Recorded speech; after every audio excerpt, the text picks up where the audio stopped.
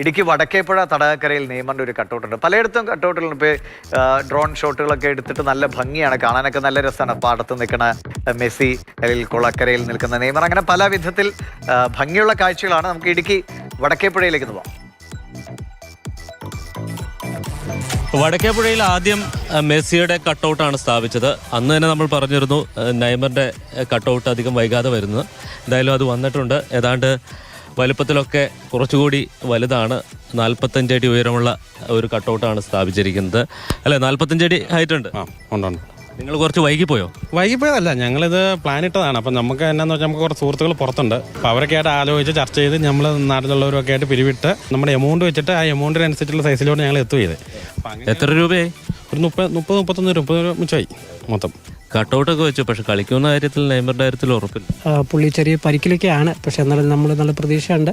പുള്ളിയാണ് നമ്മുടെ icon player. പക്ഷെ ഇപ്പൊ ഇത്തവണ കപ്പടിക്കാൻ സാധ്യതയുള്ള സ്പെയിനും ഫ്രാൻസും ഒക്കെ ആണല്ലോ പറയുന്നത്. എന്നാലും നമ്മൾ ബ്രസീൽ തന്നെ ജയിക്കും.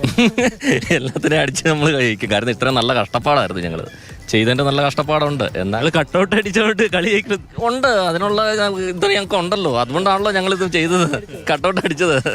ബ്രസീൽ ഫാൻസിനോടൊപ്പം തന്നെ അർജന്റീൻ ഫാൻസ് ഉണ്ട്. ഇവരാണ് ആദ്യം ഇവിടെ മെസ്സിയുടെ കട്ടൗട്ട് വെച്ചത്. വലുപ്പത്തിൽ പക്ഷെ നിങ്ങളെ കടത്തി വെട്ടി. അതിൽ കുഴപ്പമില്ല, അത് നല്ലതല്ലേ. അപ്പോൾ ഫാൻ ഫൈറ്റ് ആ ഒരു സെറ്റപ്പാണ്. അത് കുഴപ്പമില്ല. നമ്മളെ ഫസ്റ്റ് കഴിഞ്ഞ 2022 വേൾഡ് കപ്പ് ആണെങ്കിലും ഫസ്റ്റ് കളിയിൽ ഞങ്ങളെ എല്ലാവരും വിലയിരുത്തി അണ്ടർ എസ്റ്റിമേറ്റ് ചെയ്തതാണ്. അതിനൊരു ഇതായിട്ടാണ് നമുക്ക് വേൾഡ് കപ്പ് കാണിച്ചു കൊടുത്തു. അത്രേ ഉള്ളൂ. ഈ പ്രാവശ്യം അണ്ടർ എസ്റ്റിമേറ്റ് ചെയ്യുന്നവർ ചെയ്യട്ടെ, കപ്പ് നമുക്ക് തന്നെ. ആകെ ഒരു പോർച്ചുഗൽ ഫാൻ ഉണ്ടായിരുന്നു. ഇത്തവണ റൊണാൾഡോയ്ക്ക് ഒരു കപ്പ് ഇതുവരെ കിട്ടാത്തൊരു.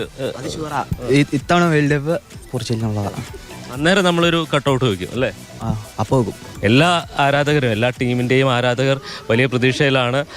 വേൾഡ് കപ്പ് മാമാങ്കം തുടങ്ങാൻ ഏതാനും മണിക്കൂറുകൾ മാത്രമാണ് അവശേഷിക്കുന്നത്. തീർച്ചയായിട്ടും ലോകം തന്നെ ഒരു ചെറിയ ഫുട്ബോളിലേക്ക് ഒതുങ്ങുന്ന സമയമാണ് വരാൻ പോകുന്നത്. വടക്കേപ്പുഴയിൽ നിന്ന് വിനു കാഞ്ഞിരപ്പള്ളിക്കൊപ്പം ജെയിനസ് രാജു, മാതൃഭൂമി ന്യൂസ്.